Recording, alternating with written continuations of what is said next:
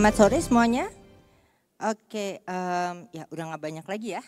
Tapi semoga yang masih ada masih semangat untuk mengikuti acara kita sore hari ini. Acaranya ini panel yang terakhir di hari kedua. Tapi kalau kita lihat dari judulnya sih seharusnya menarik nih. Judulnya acara kita sore ini adalah Peta Jalan Dekarbonisasi Industri, Kondisi Terkini, Target dan Strategi Pengurangan Emisi. Nah, kita langsung saja, barangkali ya saya ingin mengundang narasumber kita yang pertama. Saya boleh mengundang Pak Apit Priyanugraha, Kepala Pusat Industri Hijau dari Kementerian Perindustrian. Semoga Pak Apit sudah siap. Silahkan Pak Apit.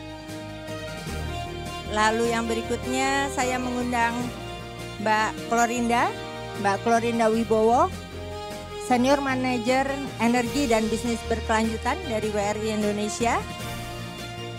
Iya, selamat sore Pak. Selamat sore Mbak Indah. Dan yang ketiga adalah Mbak Farica Hidayati, Koordinator Kebijakan dan Teknologi Dekarbonisasi Industri dari IESR. Selamat sore Mbak Ica. Yuk mari. Pak Apit nggak apa-apa ya nih kita sore-sore Pak. Ngobrol masih banyak kan ya audiensnya. Dan sore ini nih Pak Apit paling ganteng. Cialah. Di antara 3 cewek-cewek cantik. Saya nggak mau kalah, tetap memuji cewek-ceweknya dong. Ya. Oke, Bapak dan Ibu sekalian, kita akan mengikuti diskusi kita. Tapi ini sebetulnya juga kalau saya nggak salah, mudah-mudahan saya nggak salah ya Pak. Ini adalah, jangan salah, katanya nggak boleh salah saya. Sesi sore ini kita juga ingin mendengarkan sebetulnya hasil dari kajian yang dilakukan gitu ya bersama gitu oleh teman-teman di sini dari WRI dan dari IESR dan tentunya dari PIH juga soal peta jalan dekarbonisasi industri ini gitu ya. Karena ini penting dan ini kan memang ini ya, apa yang kita lakukan di sini di AIGIS ini kita ingin lihat dekarbonisasi industri itu seperti apa gitu. Jadi saya ingin mengundang Pak Apit nih mungkin untuk bisa berbagi dengan kita gitu ya Pak. Seperti apa sih sebetulnya dan udah sampai mana gitu ya. Apa aja yang udah dilakukan, udah seperti apa gitu ya. Dan barangkali mangga Pak ini kita punya waktu 59 menit masih. Jadi kita masih cukup waktu tapi jangan kelamaan Pak. Jangan juga sampai nanti kita maghrib di sini. Silakan. Biasa kalau kita diskusi 4 jam kan Bu ya. Betul, itu santai loh Pak. Mangga silakan Bapak. Baik, terima kasih Bu Kuki atas kesempatannya. Jadi terkait roadmap ini memang udah hutang kami yang tertunda-tunda. Alhamdulillah kita sudah bisa deliver ya mulai hari ini. Mungkin saya ingin menyampaikan beberapa hal dulu ya terkait ini. Belum ditayangin ya? Oke. Jadi Bapak Ibu mungkin nanti sebelum Bu Indah dan Mbak Ica menyampaikan detailnya roadmap itu akan seperti apa. Saya akan memberikan dulu background, tapi backgroundnya cukup banyak ternyata. Lumayan melelahkan juga ini membacanya. Mudah-mudahan Bapak Ibu sore masih betah dengerin kami di sini. Karena ini salah satu yang sering disebut-sebut dari beberapa panel sebelumnya ya. Kementerian Perindustrian lagi bikin roadmap dekarbonisasi industri. Barangnya mana gitu. Sebenarnya kita mau deliver dari kemarin-kemarin ya Mbak Indah dan Mbak Ica. Tapi ternyata banyak sekali pertimbangan dan kita terus memperbaiki supaya hasilnya lebih akurat dan lebih baik tentunya.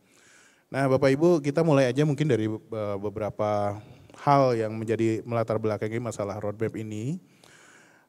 Indonesia saat ini kan sedang berkembang Bapak Ibu, itu artinya bakal ada perkembangan ekonomi, ya, growth ekonomi, dan ada target-target ekonomi juga secara nasional yang sudah ditetapkan pemerintah, seperti misalnya pertumbuhan ekonomi 8%, ya dimulai dari 2028 sampai targetnya 2030 tadi ya Bu Kuki ya. Jadi itu pasti akan menciptakan pertambahan output juga. Kalau output bertambah ya pasti emisi juga naik gitu ya. Dan target pertumbuhan ekonomi ini tentunya latar belakangnya adalah demi mencapai cita-cita nasional di tahun 2045 menjadi Indonesia Emas. Lalu juga ada target lain yang lebih spesifik terkait penurunan emisi, yaitu reduksi emisi sebesar 31,89% untuk emisi GRK pada tahun 2035. Ini align dengan SNDC ya Bu Bekti, karena saya bolak-balik konfirmasi ke Bu Bekti karena Bu Bekti juga expertnya dalam hal ini. Bu Bekti Bu Kuki, sorry, saya udah sore agak muter-muter kepalanya. Jadi target penurunan emisi tadi untuk net zero 2060 dan sektor industri 2050 ya, juga ini dikaitkan dengan target sebenarnya kalau 2035 itu SNDC ya, dan LTS LCCR gitu. Jadi kalau lihat di layar Bapak Ibu, itu kalau kita melihat dari skema baseline atau BAU, kalau kita tidak melakukan apa-apa, maka pertumbuhan ekonomi itu di 2035 akan naik ya. Lalu tapi kalau tidak melakukan aksi penghijauan gitu ya, melakukan aksi mitigasi, justru pada 2060 akan slumping down gitu, akan semakin menurun. Tapi kalau kita melakukan aksi mitigasi, menghijaukan industri, contohnya ya, kontribusi dari sektor industri, maka diharapkan walaupun pertumbuhan ekonomi akan lebih naik ya, dan peaknya itu akan terjadi di 2035 dan kedepannya akan lebih stabil, tidak serendah kalau kita tidak melakukan apa-apa gitu. Tapi ini pun kita belum cukup untuk mencapai target 8% gitu ya. Di 2030 aja itu masih 6%, berarti we have to do more gitu. Dengan melakukan aksi mitigasi, aksi hijau-hijauan aja nggak cukup. Dan yang paling menyedihkan adalah nanti endpoint-nya di 2060 ketika kita tidak bertransformasi ke hijau gitu ya, lebih sustainable, maka pertumbuhan itu akan bahkan akan serendah 1,1% di 2060. Nah selanjutnya mungkin ini lebih ke urgensi kenapa industri itu harus didekarbonisasi ya Bapak Ibu. Jadi pertama tentunya industri itu kan penyumbang PDB yang cukup signifikan ya sebesar 18,9%, itu data terakhir dari BPS.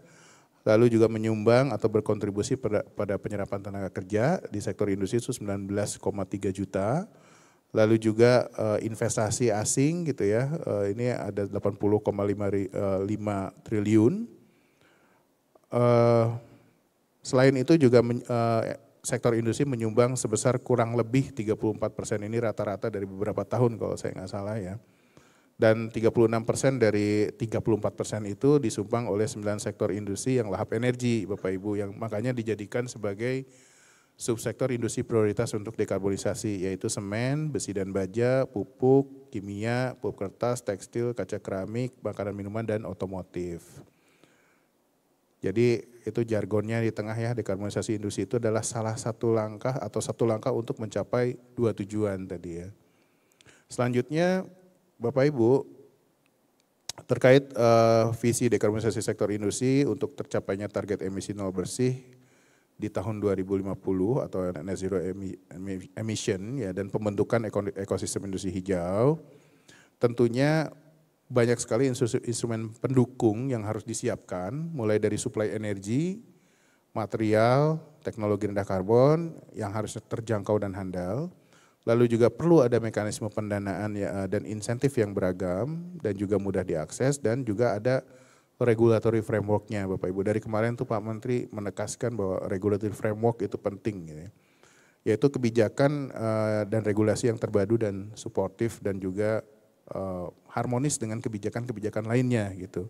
Nah dari sini sebenarnya Bapak Ibu bisa melihat urgensinya tadi di sesi sebelum ini yang bicara tentang GISCO, ya ini GISCO ini untuk menjawab ini sebetulnya Bapak Ibu. Lalu selanjutnya Bapak Ibu ini sebagai disclaimer mungkin ya, mohon slide berikutnya. Jadi roadmap ini tujuan utamanya tentu kenapa sih kita harus nurunin emisi segala macam gitu ya, demi terwujudnya industri nasional yang kompetitif gitu ya, dan terwujud juga net zero emission 2050 itu sudah jelas. Nah kami disclaimer bahwa target kami menyusun roadmap adalah menyeluruh di 9 subsektor industri. Namun kalau kita nunggu selesai semua dulu nggak kelar-kelar mungkin ya Mbak Indah sama Mbak Ica. Jadi kami memaksakan diri di AIG sekali ini kami harus deliver dulu deh apa yang sudah selesai kami kerjakan gitu.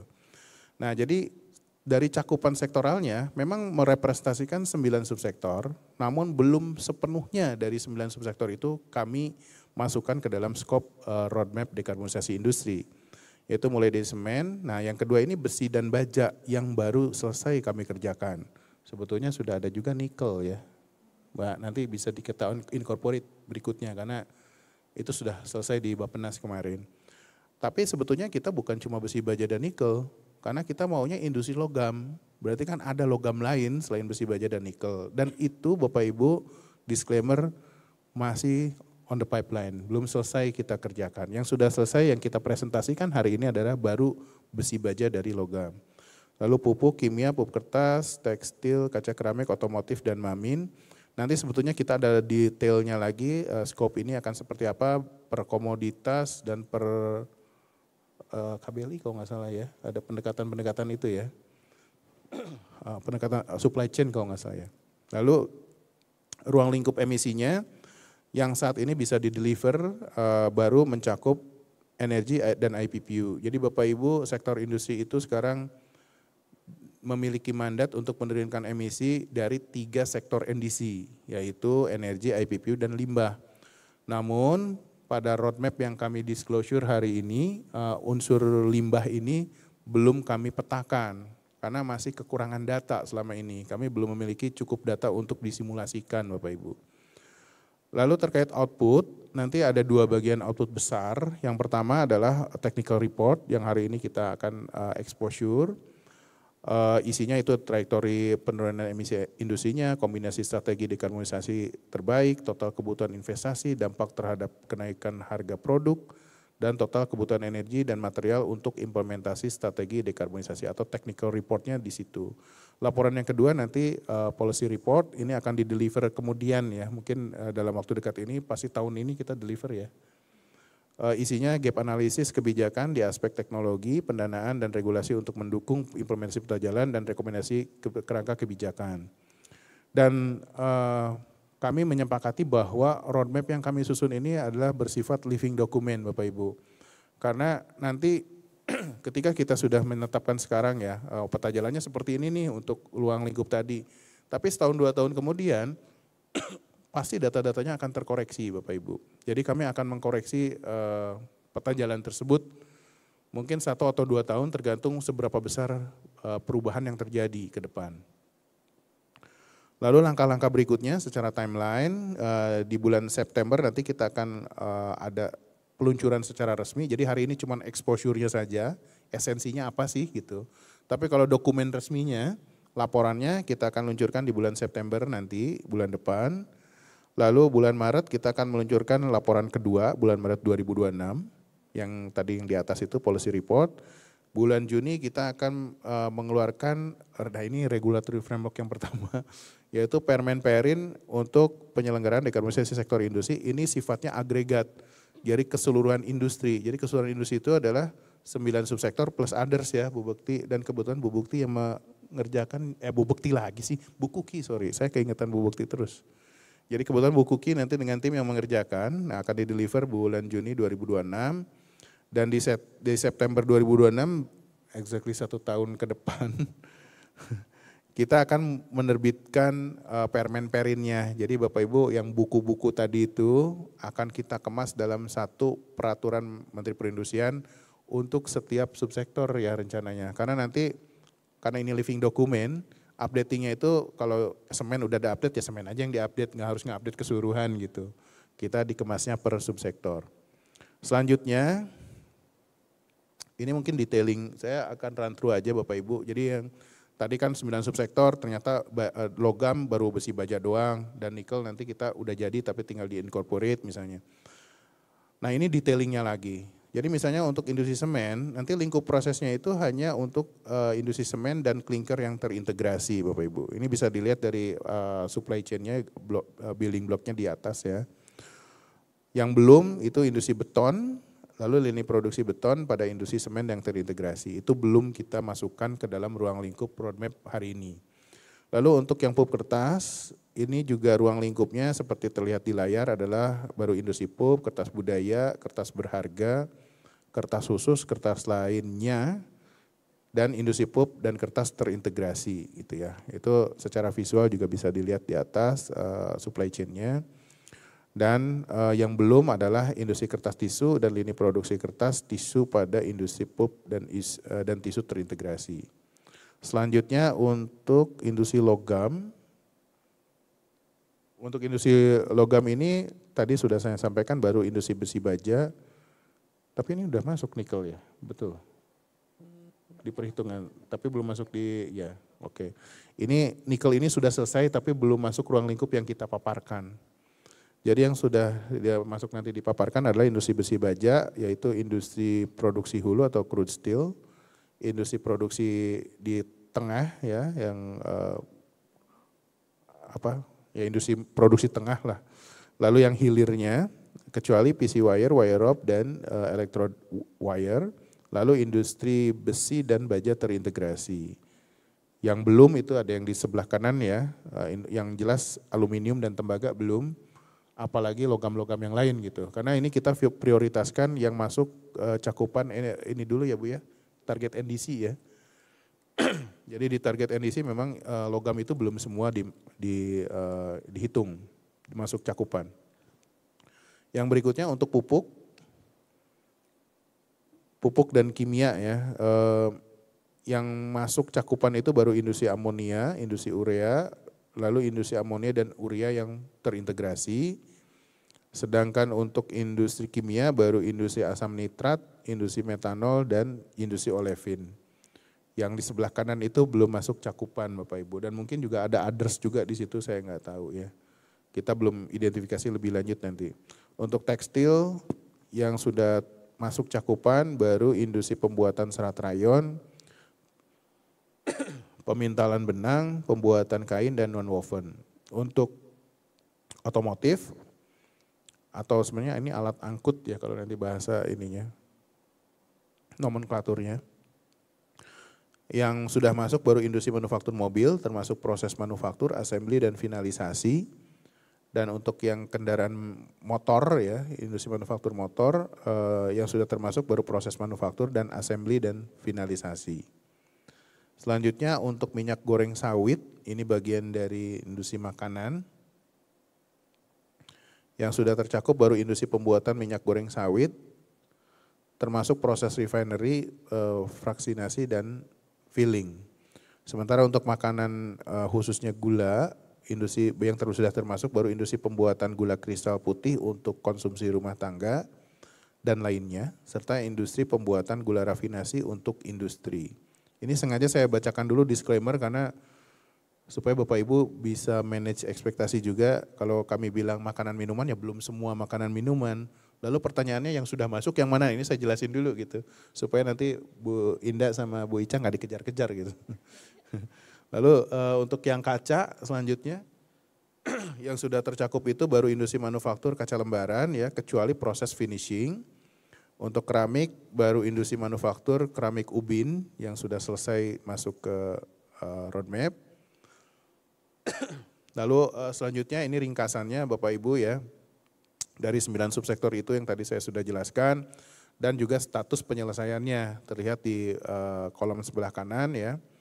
Dan khusus untuk pulp kertas karena masih dalam proses kita akan selesaikan di bulan September, namun overview sementara hasil sekarang bisa diperlihatkan ya. Cuma hasil yang 100%-nya baru kita akan bisa deliver di bulan September Bapak Ibu. Di sini terlihat dari per komoditas kita melihatnya ya, kalau tadi dari supply chain-nya ini per komoditas, lalu dikorelasikan dengan KBLI-nya, lalu juga ada data produksinya, dan jumlah industri nasionalnya yang sudah teridentifikasi itu ada di situ, dan data coverage itu baru sesuai dengan apa yang di layar ya, saya nggak akan bacakan satu-satu. Selanjutnya mungkin terkait profil emisi 9 subsektor industri, ya ini Bapak Ibu bisa melihat bahwa emisi terbesar itu ada di 3 industri yang sebelah kiri ya, mulai dari semen, besi baja, dan pupuk gitu. Dan itu ada hotspot emisinya, teridentifikasi sumber-sumber emisinya untuk masing-masing 3 industri yang paling besar itu emisinya apa aja. Seperti semen misalnya dari energi dan reaksi saat proses clinker misalnya. Dan seterusnya ya, saya nggak akan sebutkan satu-satu, tapi informasi yang ada di sini pertama ada sumber emisinya juga, kedua ada juga intensitas emisinya yang sekali lagi disclaimer ini berdasarkan cakupan data yang sudah kami miliki, yang tadi saya sudah sampaikan di slide-slide sebelumnya. Jadi bahwa data ini, hitung-hitungan ini belum merepresentasikan kondisi 100% industrinya. Ya, itu kami perlu sampaikan sebagai disclaimer supaya kami juga nanti di challenge ya, ini kok belum, ini belum, ya memang belum masuk gitu datanya gitu. Nah, jadi berdasarkan profil emisi tersebut, 46% emisi industri manufaktur berasal dari energi yang dibangkitkan secara langsung atau skop 1, lalu 16% dari pembelian listrik atau skop 2, dan 38% proses kimiawi atau dari IPPU, Bapak Ibu. Nah, di sini perlu dicatat bahwa ini 100%-nya hanya dari energi dan IPPU, tidak termasuk yang waste. Selanjutnya Bapak Ibu, ini adalah proyeksi demand atas produk manufaktur yang nanti akan meningkat Bapak Ibu, karena seiring sejalan dengan economic growth, pasti demand-nya juga naik, dan karena demand naik, output-nya naik. Kalau output-nya naik, maka emisinya juga naik Bapak Ibu. Nah, ini proyeksinya akan terjadi kenaikan menjadi 107% pada tahun 2050 dengan kondisi business as usual kalau kita tidak melakukan apa-apa di sini. Sekali lagi saya ingatkan, ini berdasarkan data yang sudah kami miliki berdasarkan skop yang tadi saya sudah sampaikan. Mungkin lanjut aja ke slide berikutnya. Nah, berikut ini adalah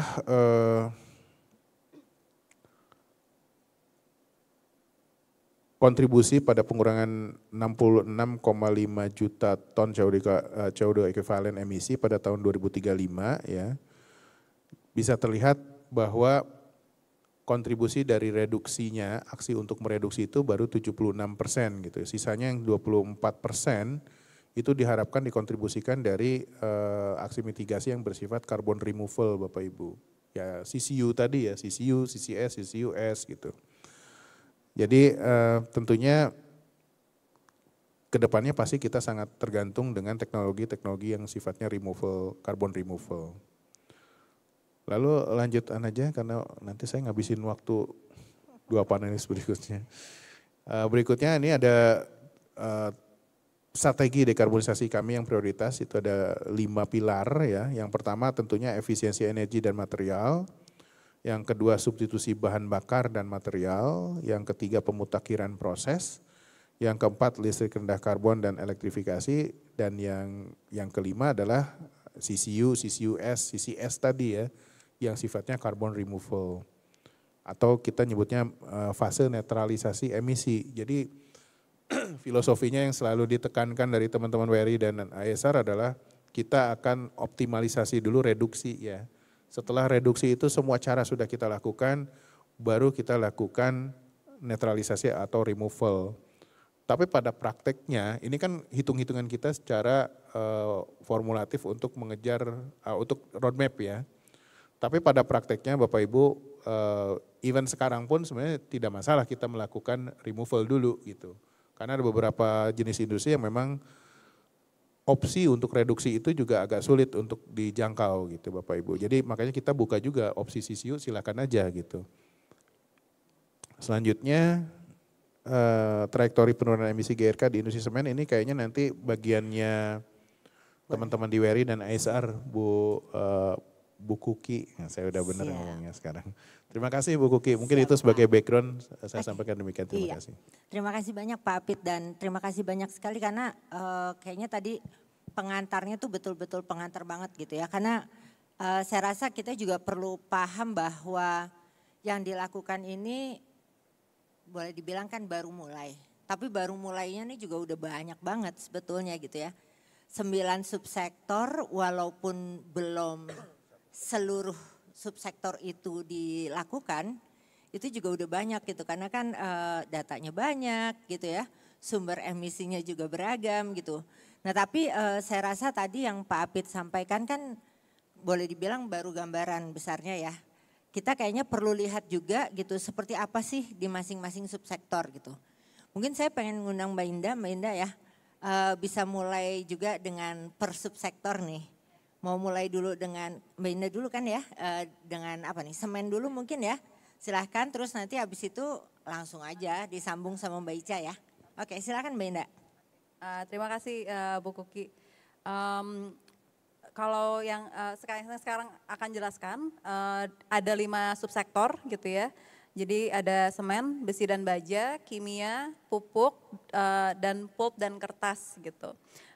Ini saya akan mulai dulu untuk yang semen gitu. Nah, tapi dari seluruh permodelan itu kami melakukan pengambilan data secara primer dan sekunder gitu, berdiskusi dengan para industri dan asosiasi juga, dan kami lakukan pemodelan optimasi dan juga list cost gitu untuk semua sektornya ini. Nah untuk semen ini sebenarnya agak beda sendiri dari yang industri subsektor yang lainnya karena kita ada 2 skenario di sini. Jadi skenario yang pertama ini kami ambil langsung dari pemodelan yang sebenarnya sudah dilakukan oleh Asosiasi Semen Indonesia, oleh ASI, yang dibantu oleh ITB.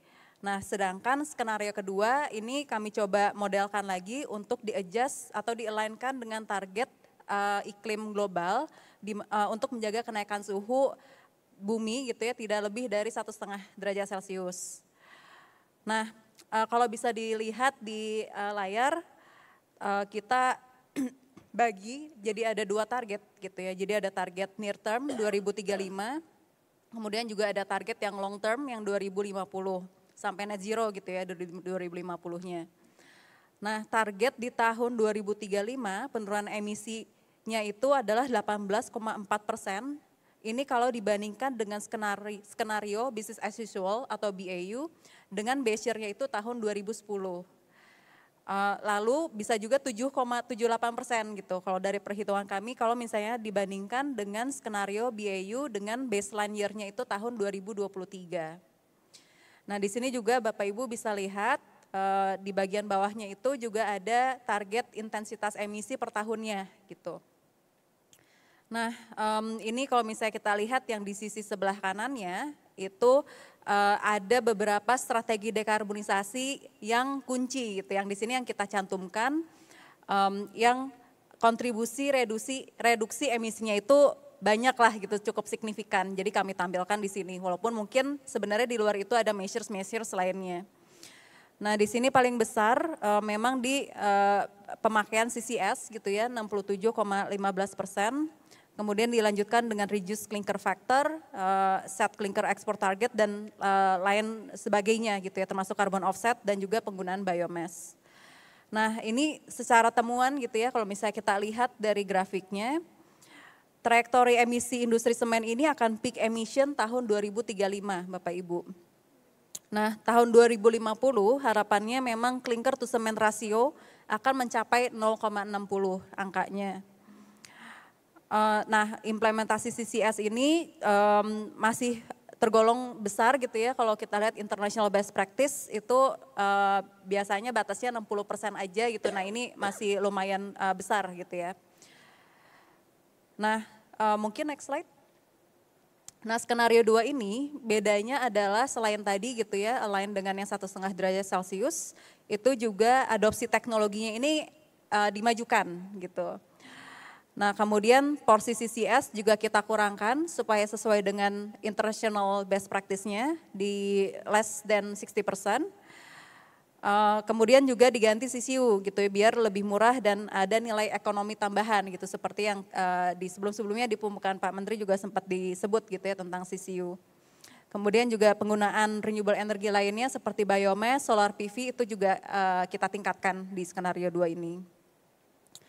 Nah, kalau kita lihat beberapa temuan kuncinya gitu ya, ini sama sebenarnya gitu ya. Jadi emang peak emissionsnya tahun 2035 gitu ya, clinker to cement ratio-nya juga sama.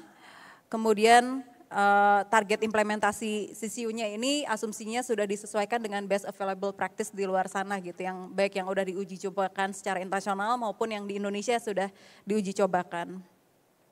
Next slide. Kemudian tentang besi baja gitu ya, saya beralih ke besi baja. Di sini besi baja seperti yang sudah disebutkan oleh Pak Apit, ini kita meliputi berbagai rantai pasok kecuali yang steel wire gitu karena keterbatasan data. Dan di sini hotspot utamanya memang dari crude steel production, terutama penggunaan blast furnace sama blast oxygen furnace gitu ya, BF-BOF. Nah di sini kita mungkin kalau lihat grafiknya cukup kompleks gitu Bapak Ibu karena kita coba breakdown dari yang crude steel sama yang finished produknya gitu. Jadi lumayan banyak warna-warninya.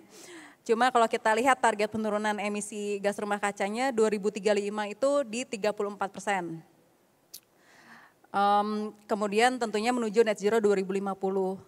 Lalu untuk strategi reduksi emisinya gitu ya, yang utama itu ada transisi teknologi produksi besi baja kasar atau crude steel dari BF-BOF ke DRI EAF gitu. Walaupun tidak semerta-merta gitu ya langsung shifting ke DRI EAF, tentunya juga akan taking into account penggunaan teknologinya itu juga yang lebih efisien gitu. Jadi melalui waste heat recovery, penggunaan biomass dan lain sebagainya.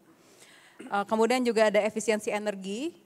Lalu substitusi bahan bakar DRI EAF dari natural gas menjadi hidrogen. Kemudian juga pembelian listrik rendah karbon gitu karena akan ada cukup signifikan elektrifikasi terjadi di sini. Jadi harus dipastikan listriknya gitu yang di entah itu captive atau dari grid itu sudah listrik yang bersih. Kemudian dari neutralisasinya itu memakai CCU. Nah peak emissionnya tahun 2027 untuk besi baja. Kemudian dari trajektori ini mungkin kalau kita lihat nanti di 2050 gitu ya. Jadi kalau kita lihat teknologinya sekarang mungkin 70% penggunaannya itu BF-BOF untuk crude steel production. 30% itu sudah scrap EAF. 2050 harapannya tetap 30% scrap EAF tapi bertambah tapi berganti gitu ya. 70%-nya itu BF-BOF-nya menjadi DRI EAF. Nah, penggunaan shifting ke DRI EAF-nya harapannya mulai di 2032 gitu. Jadi menuju 2032 itu yang tadi saya bilang efisiensi lagi penggunaan teknologi yang lebih efisien lagi gitu dan lebih bersih feedstocknya. Kemudian walaupun dengan kita berganti gitu ya ke scrap EAF, di situ ada konsekuensi Bapak Ibu. Jadi harus memastikan ketersediaan scrap dari bajanya itu. Yang dibutuhkan kalau kita hitung 2050 akan butuh 14 juta ton gitu. Nah untuk finished products gitu ya mungkin secara totalan emisinya jauh lebih kecil daripada crude steel. Tapi emisi produk akhir ini akan sangat dipengaruhi oleh crude steel gitu. Jadi kalau misalnya dari kemarin-kemarin sudah dijelaskan disebut-sebut tentang CBAM gitu ya.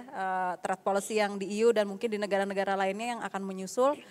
Yang akan dibeli itu dari kalau dilihat finish product gitu ya akan dilihat juga gitu apakah dari si crude steel-nya itu sudah rendah emisi atau belum gitu. Jadi emisi dari finish product ini akan sangat bergantung dengan kesuksesan pengurangan emisi di crude steel-nya itu sendiri.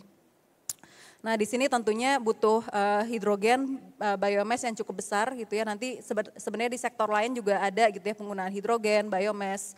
Nah ini overall kita di Indonesia harus siap gitu ya dengan manajemen pasokan dari hidrogen yang green tentunya dan juga biomasa untuk mensuplai ke kebutuhan industri ini. Kemudian next slide ke pupuk. Pupuk ini mencakup amonia dan pupuk urea. Dan di sini kita lihat dari target penurunan emisi GRK-nya 2035 itu 12,6% gitu ya, 12,6% penurunannya hingga net zero 2050. Kemudian aksi untuk reduksi emisinya gitu ya, itu ada elektrolisis Haber-Bosch gitu ya, ini jadi proses yang Haber-Bosch itu proses kalau misalnya pembuatan pupuk itu yang cukup memakan emisinya di sana gitu, jadi ketika memang sudah di elektrolisis dengan menggunakan green hydrogen gitu ya, ini kontribusi reduksi emisinya cukup besar di 73%. Sama yang di sebelah kanan ini dari tadi saya lupa gitu nyebutnya tentang carbon cost-nya gitu ya, levelized cost of carbon. Ini kita hitung untuk menggambarkan investasinya gitu ya. Jadi investasinya ini kita lihat satuannya di dollar per ton CO2 ekuivalennya gitu. Dan di sini bisa dilihat kebutuhannya berapa. Kemudian selain elektrolisis Haber-Bosch juga CCS gitu ya. Jadi ya penggunaan CCS, kemudian biogasifikasi di Haber-Bosch, kemudian efisiensi energi gitu. Nah ini juga penggunaan elektrolisis untuk produksi hidrogennya dilakukan mulai tahun 2045. Sedangkan CCS atau CCU gitu ya melengkapi strategi penurunan kontribusinya itu sekitar 20% di tahun 2050. Next slide.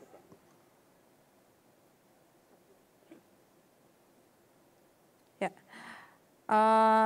Kemudian untuk kimia gitu ya, kimia ini ada olefin, metanol sama asam nitrat. Untuk yang olefin di sini kita penurunan emisinya 5,7% menuju net zero 2050.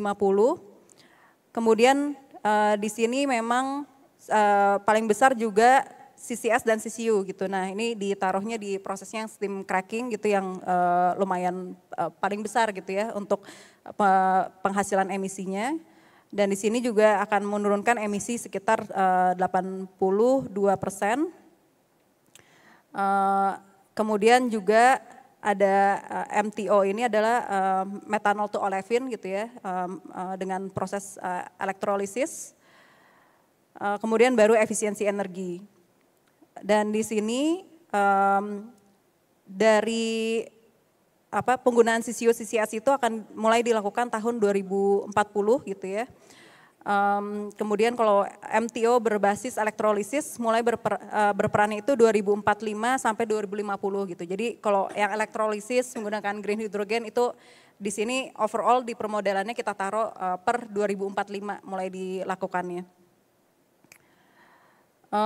Kemudian juga kemarin waktu diskusi gitu ya dengan asosiasi juga ada sebenarnya ada masukan gitu ya penggunaan raw material yang lebih bio-based gitu yang lebih low carbon untuk di sini gitu tapi tidak terpilih gitu karena cukup mahal. Nah kemudian next kita ke metanol. Metanol ini 2035 targetnya 13,6%. Kemudian di tahun ya kemudian untuk strateginya tetap gitu ya paling besar di CCS dan juga CCU. Dan di sini juga kita lihat dari kimia metanol ini akan mengalami peningkatan produksi signifikan gitu ya karena kalau sekarang kita lihat cuma ada satu industri. Nah kedepannya kelihatannya akan bermunculan gitu beberapa produsen lainnya gitu sehingga peak emissionsnya ini memang baru di tahun 2030 gitu. Nah di sini CCU CCS akan kontribusinya cukup besar 78%. Kemudian juga elektrolisis itu akan diimplementasikan tahun 2050 untuk melengkapi dekarbonisasi di steam methane reforming gitu ya, atau SMR dengan kontribusi penurunan emisi sebesar 13% gitu. Nah di sini juga saya mau me-acknowledge gitu ya salah satu partner pemodelan kami gitu ya yang juga membantu untuk pemodelan di olefin, metanol dan juga pupuk itu juga kami bekerja sama dengan SESP UI seperti itu. Kemudian kimia yang ketiga itu ada asam nitrat. Jadi memang asam nitrat ini hotspot utamanya di reaktornya gitu ya. Dan target penurunan emisinya di sini 2035 71%, lumayan besar. 2050 100%. Kemudian di sini strateginya ada catalytic decomposition gitu. Jadi di sini intinya mempercepat laju reaksi gitu karena kalau di jadi kalau misalnya tidak terlalu cepat gitu ya reaksinya, ini akan memberikan kesempatan lebih besar untuk si amonia itu teroksidasi gitu ya menjadi NO. Jadi di sini catalytic decomposition untuk mempercepat si laju reaksinya, dan ini dilakukan di satu reaktornya gitu ya, sehingga memang bukan mau nggak mau untungnya gitu ya, jadinya penurunan emisinya di sini jadinya besar. Kemudian juga ada strategi lainnya itu combine NOx N2O abatement reactor in tail gases juga, kemudian extended absorption column. Nextnya, ya ini terakhir dari saya di sini untuk pulp and kertas, ini juga kami masih berproses dengan industri dan asosiasi untuk pemodelannya. Jadi sejauh ini dari data yang kami terima, baik itu dari Kemenperin dan asosiasi, kami sudah melakukan proyeksi untuk emisi BAU-nya gitu ya. Dan di sini kalau misalnya kita lihat memang masih to be develop gitu ya ke depannya. Dan ini kita proyeksi sampai 2050, tapi kemungkinan besar untuk hotspot emisi terbesarnya gitu ya, kalau yang kita lihat memang pembakaran fossil fuel untuk penggunaan energinya gitu Bapak Ibu. Ini bisa sampai 80%, baik itu heat maupun listrik gitu. 70%-nya mungkin heat gitu ya. Nah, di sini juga pulp and kertas, di sini pemodelannya masih kita satukan semua untuk produknya, baik itu industri terintegrasi, virgin pulp, kertas daur ulang dan lain sebagainya. Jadi selanjutnya nanti harapannya di September gitu ya, ketika reportnya keluar ini ya sudah lengkap gitu di bagian yang pulp dan kertas ini. Mungkin sekian dari saya Bu Koki, terima kasih. Mungkin lanjut ke Ica langsung ya. Lanjut aja, ya Mbak Ica silakan Mbak. Baik, terima kasih Bu Koki dan juga Mbak Indah. Sebelumnya selamat sore Bapak Ibu semuanya. Izinkan ya, saya Fari Jaide dari ISR. Sebenarnya di sini saya mewakili rekan-rekan analis semuanya juga yang terlibat dalam pemodelan ini, dan juga sebelumnya saya mau mengucapkan banyak terima kasih juga kepada asosiasi, kemudian direktorat yang terlibat dan juga para ahli industri yang sudah sering datang ya dalam proses diskusi kita selama ini dalam pengumpulan data primer dan sekunder dan lain sebagainya, seperti itu. Baik, silahkan. Oke. Yang pertama saya akan mencoba untuk menjelaskan trajektori penurunan emisi gas rumah kaca untuk industri tekstil. Di sini kita lihat ya, jadi data yang kita gunakan di sini base year-nya tahun 2020 gitu ya. 2020 kita coba collect, kemudian sampai dengan terakhir itu 2023, karena 2024 kan biasanya masih diverifikasi gitu ya Bapak Ibu. Tapi kalau dari sini gitu ya, kita bisa melihat kalau untuk total emisinya itu ada di sekitar 12 juta ton CO2 ekuivalen. Nah ini tuh disclaimer tadi Bapak Ibu mungkin mengingatkan, tidak semua industri tekstil, baru hanya yang di pembuatan benang, pembuatan kain dan juga pembuatan serat. Nah kalau kita nanti lihat dari supply chain full-nya gitu ya, memang nanti pembuatan serat ini termasuk salah satu yang tertinggi, dan nanti untuk pembuatan kain juga salah satu yang tertinggi di antara supply chain secara penuh seperti itu. Kemudian kita lihat dari sini Bapak Ibu, ini legendnya ada banyak, tapi mungkin sedikit memberikan refresh gitu ya. Kalau mamanya di sini yang warna abu-abu gitu sampai dengan hitam itu yang existing, dan juga nanti sisa emisi seperti itu. Yang lainnya yang ada dash line-nya itu berarti upaya-upaya yang akan sebaiknya kita sarankan untuk ambil gitu ya untuk per 5 tahunnya seperti itu.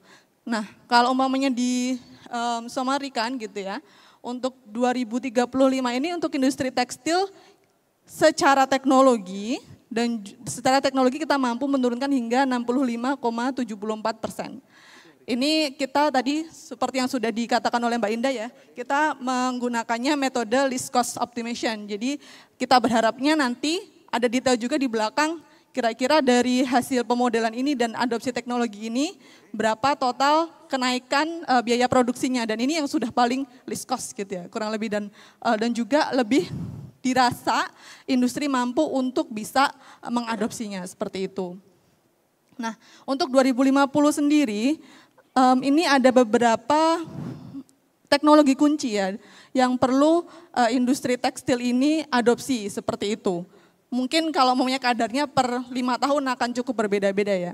Tapi untuk 2050 ini banyaknya adalah kita perlu untuk menginstalasi, menambah bauran lah ya, menambah bauran dari penggunaan boiler biomasa seperti itu. Kemudian enzymatic scouring ini salah satu di prosesnya menggunakan proses ini.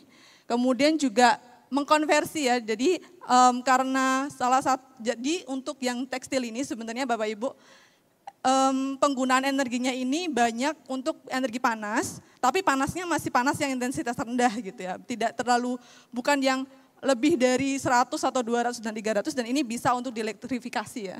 Dan elektrifikasi dengan menggunakan heat pump itu keluar sebagai opsi teknologi di sini dan juga cukup ekonomis gitu ya. Jadi di sini cukup besar kontribusinya sebesar 35%. Kemudian kita bisa lihat ya, apabila nanti nilai LCC atau levelized cost of teknologinya ini positif, itu ada penambahan biaya gitu ya sepanjang dari tahun 2025 sampai dengan 2050. Sedangkan untuk yang minus itu yang kita justru secara jangka panjang itu mengurangi biaya gitu, menghemat seperti itu. Kemudian upaya lain yang perlu untuk digalakkan Bapak Ibu, untuk tadi kan berarti kalau kita adopsi heat pump-nya itu naik, kebutuhan elektrisitasnya juga pasti naik ya. Nah ini juga sudah dipetakan bagaimana cara kita bisa mengurangi emisi dari kebutuhan listrik yang juga semakin naik gitu ya.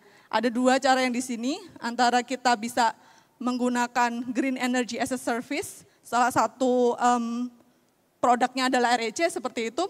Kemudian satunya dengan mengadopsi solar PV atap seperti itu. Next mungkin. Oke, untuk industri otomotif tadi juga sedikit reminder.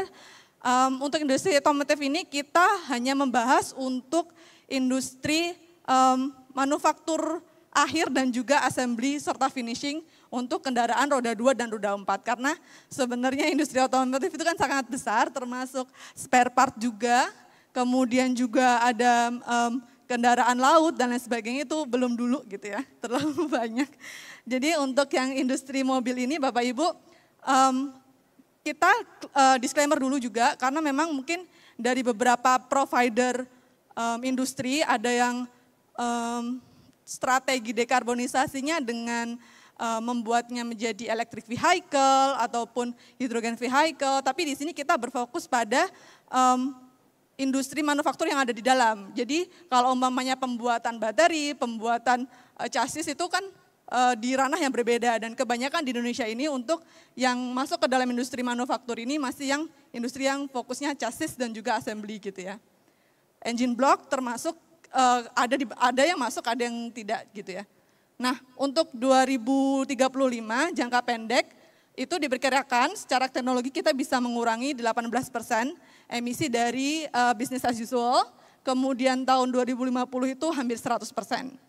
Nah ini ada beberapa ya untuk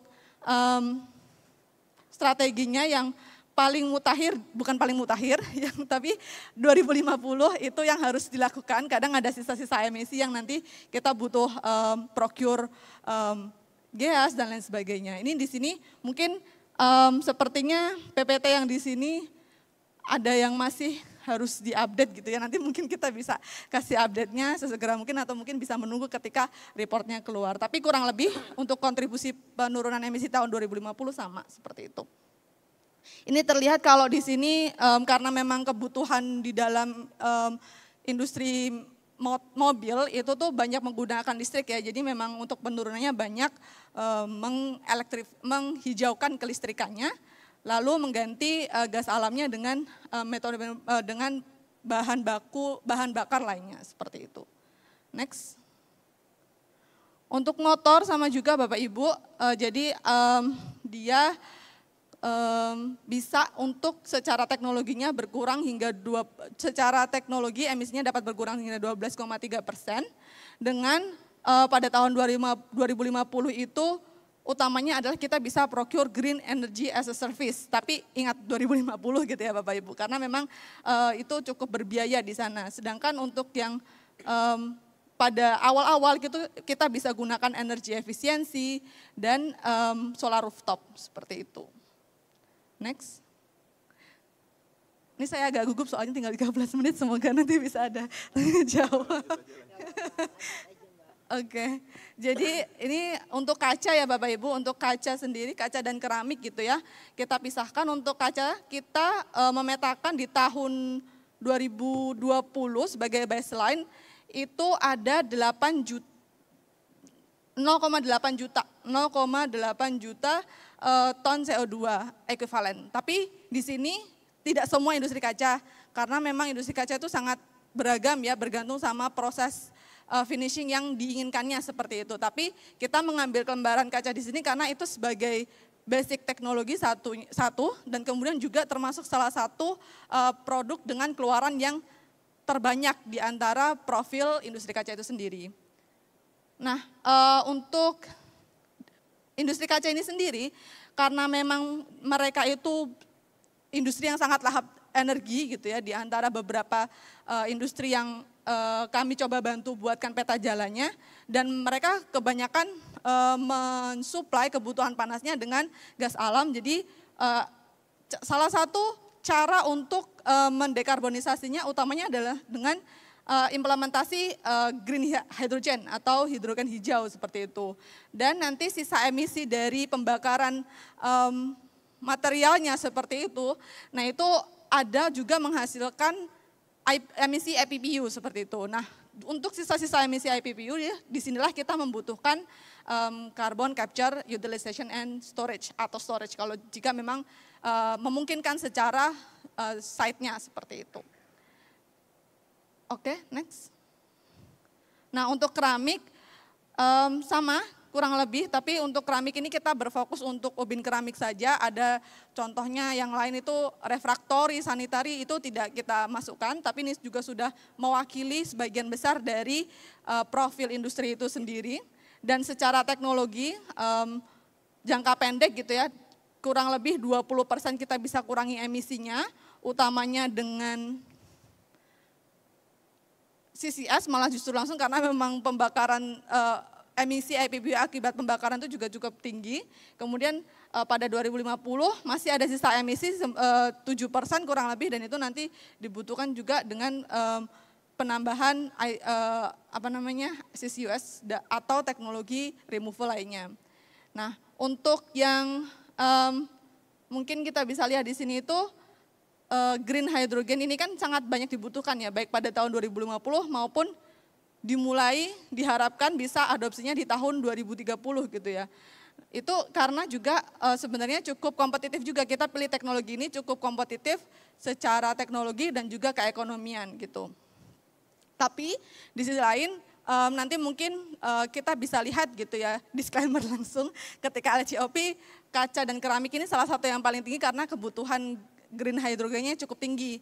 Karena memang harga teknologi sekarang untuk teknologi tersebut, elektrolyzernya itu masih tinggi, prosesnya juga masih tinggi gitu ya. Efisiensinya juga harus untuk ditingkatkan seperti itu. Next. Nah, untuk industri minyak goreng, ini khusus untuk proses dari refinery, jadi setelah sudah jadi CPO, crude palm oil, jadi di luar dari perkebunan sampai dengan dia menjadi minyak goreng saja. Di sini kita petakan pada tahun 2020 sebagai baseline itu sekitar 2,3 juta ton CO2 ekuivalen. Dan penurunannya gitu Bapak Ibu, kita bisa harapkan pada midterm dibandingkan dengan BAU itu sekitar 26%, kemudian untuk di tahun 2050 bisa 100% net zero emission. Kalau kita bisa lihat secara langsung gitu ya, itu sekitar strategi yang paling oke gitu ya, paling secara keekonomian dan juga kemampuan removalnya cukup tinggi itu yang kita highlight hijau. Tapi ini saya tidak terlihat itu apa gitu. Nanti mungkin bisa di zoom nanti ketika melihat booklet yang akan kita bagikan hari ini ya. Nanti bisa di tilik-tilik di sana. Tapi untuk 2050 gitu ya, ada beberapa, kita bisa lihat di bagian kanan itu ternyata untuk hijau itu adalah mengganti boiler natural gas ke biomasa. Kemudian yang kedua dapat cukup strategis ya, sangat strategis untuk mengurangi emisi di tahun 2050 itu mengganti boiler coal-nya dengan biomasa dan yang lainnya lebih banyak ke proses elektrifikasi hijau dan juga energi efisiensi. Baik, mungkin gula, ini yang terakhir mungkin ya, atau ada lagi. Jadi untuk yang gula tadi untuk di Indonesia sendiri industrinya secara KBLI ada banyak, cuman yang kita ambil di bagian hulu ke tengah lah ya. Itu di mana ada 2 jenis industri gula, yaitu industri gula kristal putih dan gula rafinasi. Yang kristal putih untuk konsumsi sehari-hari yang kita bisa beli di supermarket terdekat, dekat rumah gitu. Kalau untuk yang rafinasi itu yang biasanya dijual dalam bentuk bulk dengan ikumsa yang lebih tinggi dibanding dengan gula yang kita konsumsi sehari-hari. Karena kebutuhannya mereka untuk disuplai ke industri itu yang lainnya gitu, industri turunannya, industri makanan dan lain sebagainya yang membutuhkan mungkin tingkat kejernihan warnanya dan lain sebagainya itu berbeda. Nah, untuk yang industri gula secara kumulatif tahun 2020 itu sekitar 2,8 juta dan di 2035 ini jika tidak ada upaya yang dilakukan mungkin bisa naik hingga hampir 4 juta gitu ya, tapi dengan kita bisa melakukan dekarbonisasi dengan utamanya itu substitusi bahan bakar dan materialnya gitu ya dari coal ke biomas. Jadi mungkin kalau memang secara kasat mata kita taunya sudah banyak bagas atau sisa bahan produksi yang dimanfaatkan di industri gula. Tapi untuk kasus industri gula rafinasi itu karena mereka tidak ada procure bagas gitu, tidak menghasilkan itu sendiri. Jadi kebanyakan mereka justru menggunakan coal sebagai bahan bakarnya dan itu perlu diganti gitu ke bagas ataupun biomas lainnya. Dan secara teknis gitu ya, secara penghitungan MACC gitu ya tadi sempat disebutkan di sesi sebelumnya, itu justru bisa menghemat biaya investasi yang harus kita keluarkan sepanjang 2025-2050. Nah, kemudian di sini ada sisa emisi Bapak Ibu untuk industri gula rafinasi, industri gula secara umum dan ini diharapkan dari teknologi removal itu bisa membantu untuk menguranginya. Tapi untuk praktek sekarang Bapak Ibu dan rekan-rekan di sini semua itu sebenarnya sisa gas CO2-nya itu sudah dimanfaatkan proses existingnya di gula rafinasi untuk proses karbonatasi. Tapi again mungkin kita perlu pelajari lebih lanjut ya proses itu sebenarnya prosesnya bagaimana dan seberapa banyak membutuhkan energi tambahan untuk bisa remove semua kebutuhan di industrinya, remove semua sisa emisi di industrinya, apakah cukup dengan proses karbonatasi atau ditambah lagi dengan teknologi removal lainnya, seperti itu. Mungkin next. Ya. Oke. Yes. Sudah, terima kasih. Oke, terima kasih banyak Mbak Ica. Wah, canggih. Dalam waktu yang ini sambil ngebut. Terima kasih banyak ya Mbak Ica, Mbak Indah. Dan bisa boleh minum sekarang loh. Dan dari tadi itu kita lihat bahwa banyak sekali gitu ya yang harus dilakukan untuk bisa dekarbonisasi ini bisa dijalankan gitu ya. Nah dari ini kita lihat sebelum kita selesai nih karena sebenarnya waktunya udah mepet. Tapi nanti akan ada QR code ya yang akan dimunculkan di sini untuk Bapak dan Ibu yang mau bertanya silahkan nanti. Tapi sebelum itu sambil nanti Bapak dan Ibu scan QR code-nya, saya mau tanya juga nih ke Pak Apit Pak, karena tadi kita lihat ya gitu dari yang dipaparkan oleh Mbak Ica dan Mbak Indah Pak, itu kan tadi banyak sekali yang harus dilakukan gitu. Dan ini pasti nanti perlu banyak biaya gitu ya. Terus kalau kita lihat dari situ dengan banyaknya biaya ini gitu ya, bakalan ada nggak ya Pak ya gitu impactnya gitu ya terhadap harga produk gitu ya. Itu yang pertama. Terus yang kedua, lihat tadi gitu ada yang kayak efisiensi energi lah, terus tadi bicara soal misalnya dari sumber listriknya, terus segala macam gitu ya.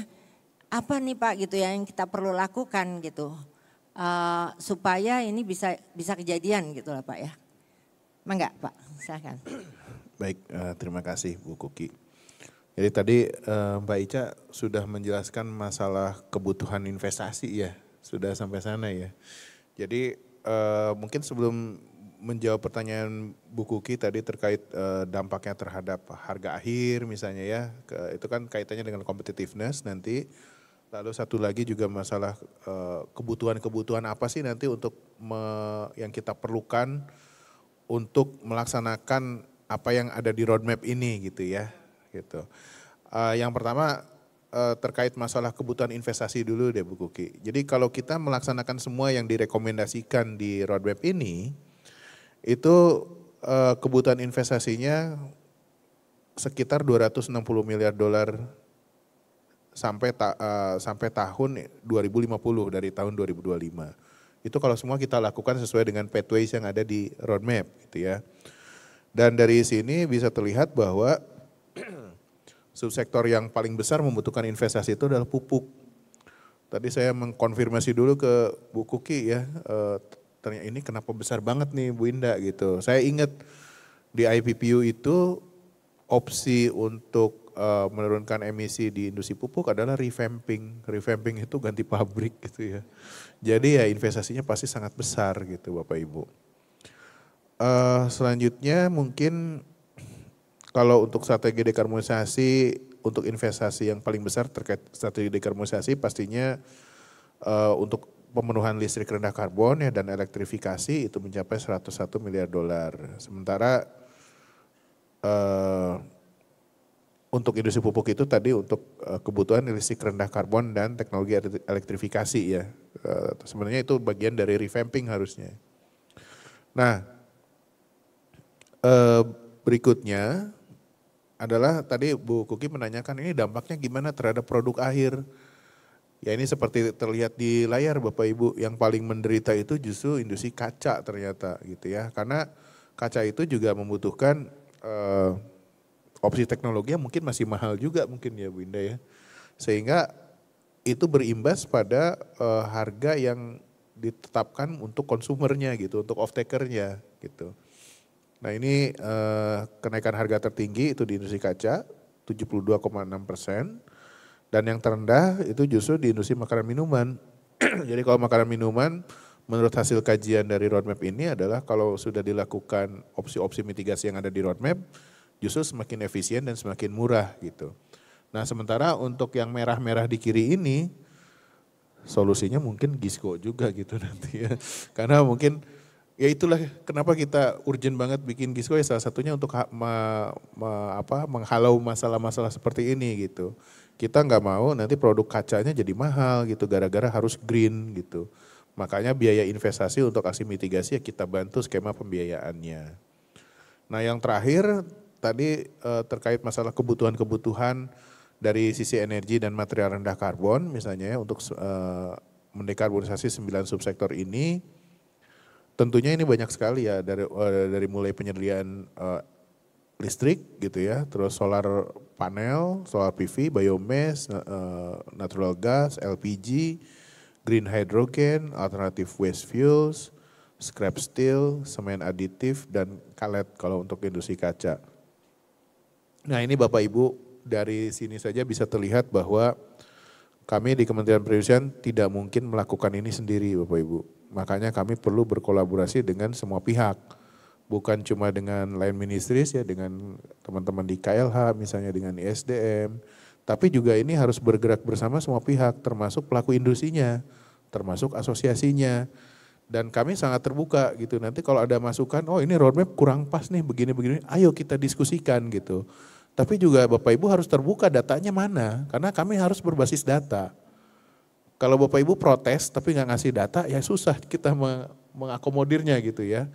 Jadi kami mohon Bapak Ibu, roadmap ini sekali lagi adalah living document, sangat terbuka untuk diperbaiki, diupdate gitu ya, selama memang akurat, ada data aktual yang bisa kami lakukan, kami perbaiki sebagai dasar untuk memperbaikinya gitu, yang bisa kami verifikasi juga gitu. Nah mungkin Bu Kuki itu ya kesimpulan dari saya, tapi nanti mungkin Bu Kuki bisa melihat overview-nya nanti akan seperti apa. Terima kasih. Oke, mungkin kita buka dulu ya 1 atau 2 pertanyaan kalau masih ada yang mau nanya. Kalau nggak ada juga nggak apa-apa kan ya Pak ya? Alhamdulillah katanya. Ya nanti akan ada buklet ya. Oke. Oh ada ternyata loh yang nanya. Oke. Oke nih ada pertanyaannya. Susah nggak ya pertanyaannya? Oke. Oke. Ada pertanyaan nih Pak. Kayaknya ini bakal nanya ke Pak Apit sih nih kayaknya.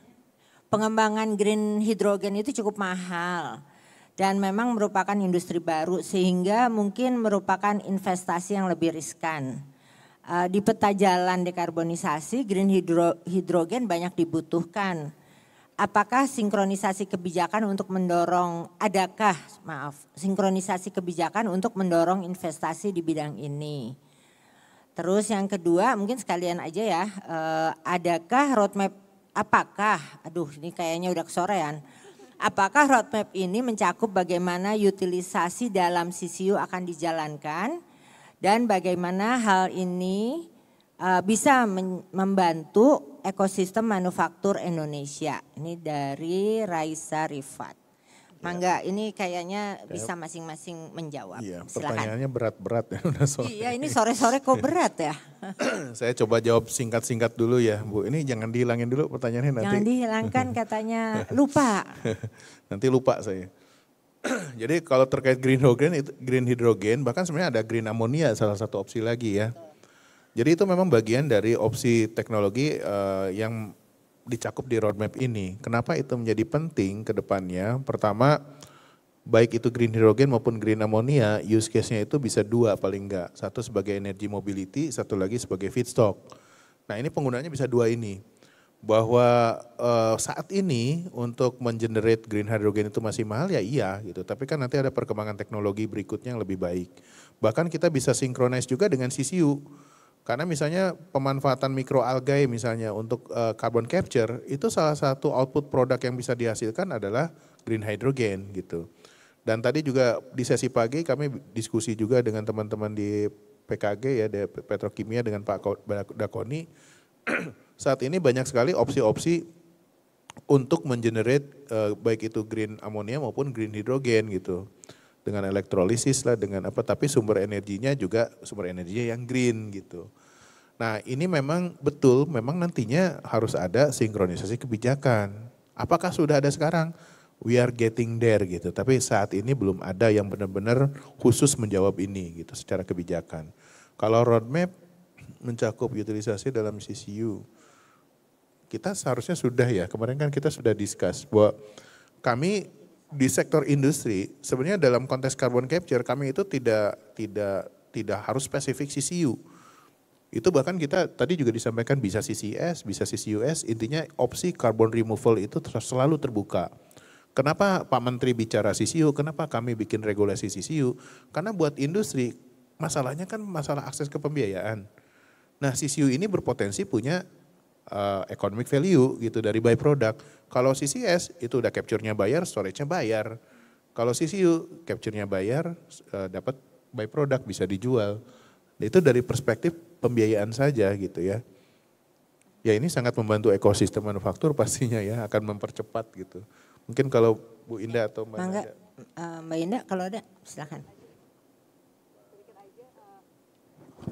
Ya sedikit aja kalau yang hidrogen gitu ya atau teknologi-teknologi lain yang sebenarnya dari kementerian lain tuh juga udah di roadmapin gitu. Kayak hidrogen kan ada roadmapnya. Ya itu kita taking into account roadmap yang sudah dibuat kementerian lain juga gitu. Jadi harapannya kalau misalnya secara teknologi roadmapnya bisa diimplementasi ya bisa tercapai gitu yang di roadmap di kita bagian hidrogennya juga. Ya. Siap. Mbak Ica mau nambahin silakan. Sedikit tersentil ya di pertanyaan pertama sebenarnya. Kenapa green hydrogen itu walaupun mahal tetap terpilih gitu ya. Jadi Bapak Ibu semuanya dalam proses kita membuat peta jalan ini semua list teknologi itu kita perhitungkan. Terus kemudian kita coba exercise lah. Dan kalau umpamanya keluar di trayektorinya berarti itu cukup kompetitif dibanding teknologi-teknologi lainnya ataupun memang belum ada kompetisi untuk bisa menggantikan kebutuhan energi panas dari gas alam mungkin seperti itu. Jadi memang ya ini yang sudah paling ekonomis dan berarti ini pun kita menggunakan data biaya investasi yang sekarang, nanti yang ke depan pasti lebih ekonomis lagi. Itu berharapnya sih ya sebenarnya seperti itu. Jadi jangan khawatir kita milih green hydrogen itu ada favoritism teknologi, tidak. Karena memang kita berharapnya juga industri itu bisa green tapi juga profitable dan juga competitiveness-nya itu juga cukup bisa dijaga ya di kalangan internasional seperti itu. Oke, ya Bapak dan Ibu karena ini nggak kerasa. Sudah lewat dari jam 5 ya, udah jam 5.16. Kita masih ada wrap up, jadi izin saya untuk sedikit aja mungkin ada beberapa kesimpulan gitu ya. Ini gaya-gayaan aja saya nyimpulin, celah. Jadi ada beberapa hal ya mungkin, jadi kita tadi lihat juga sebetulnya peta jalan ini udah mulai dibuat gitu ya. Jadi aduh kepeannya ketutup lagi. Udah dibuat untuk 9 subsektor industri ya. Dan tadi dari yang sudah dikerjakan oleh teman-teman ini diproyeksikan ini katanya akan mereduksi sekitar 289,7 juta ton CO2 ekuivalen. Dan mudah-mudahan bisa mencapai target yang nol bersih. Nah ini udah kelihatan deh ininya KPA-nya ya. Dan ini sifatnya dia living document gitu ya teman-teman. Dan nantinya ini akan dijadikan peraturan Pak ya. Akan jadi permennya dan akan jadi basis untuk tentunya teman-teman di industri nanti untuk melakukan dekarbonisasinya. Dan yang saya rasa nggak kalah penting itu yang poin yang ketiga Pak ya. Soal kebutuhan investasi maupun berbagai hal penunjang lainnya, energi, material dan sebagainya ini yang harus dikeroyok gitu ya Pak ya. Karena kalau saya nggak salah nih tagline-nya ini kan ini apa? Ini tanggung jawab kita gitu katanya ya. Jadi memang harus dikeroyok gitu ya Pak ya. Dan mudah-mudahan karena kita semua di sini dari berbagai stakeholders gitu kerja bareng, mudah-mudahan ini semua bisa tercapai. Dengan begitu kita berikan aplaus kepada para narasumber kita di sore hari ini dan juga Bapak Ibu sekalian yang udah bertahan sampai jam 5 lewat nih. Terima kasih banyak. Dengan ini sesi kita sudahi sampai di sini. Terima kasih. Selamat sore. Wassalamualaikum warahmatullahi wabarakatuh. Waalaikumsalam warahmatullahi wabarakatuh. Terima kasih Ibu sudah memoderasi sesi pada hari ini. Mohon perkenaan untuk tetap berada di tempat. Kami mengundang Ibu Amadea Cintantia dari Carbon Ethic untuk dapat memberikan token of appreciation.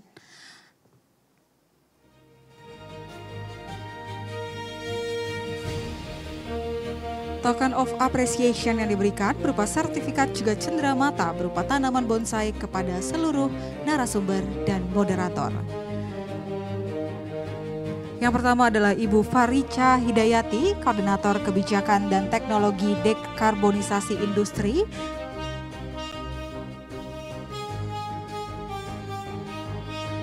Selanjutnya Ibu Klorinda Wibowo, Senior Manager Energi dan Bisnis Berkelanjutan.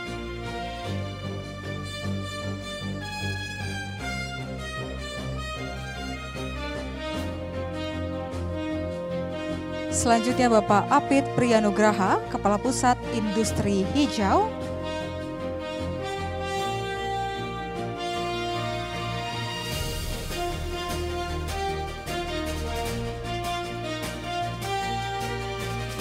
Dan moderator sesi diskusi panel Ibu Bukti Handayani, Direktur Eksekutif Indonesia Research Institute for Decarbonization. Boleh berikan tepuk tangan yang meriah Bapak dan Ibu. Selanjutnya mohon perkenaan untuk berfoto bersama terlebih dahulu. Boleh lihat ke arah kamera yang ada di tengah. 3, 2, 1. Sekali lagi 3, 2, 1. Terima kasih, kami silahkan Bapak dan Ibu untuk dapat kembali ke tempat.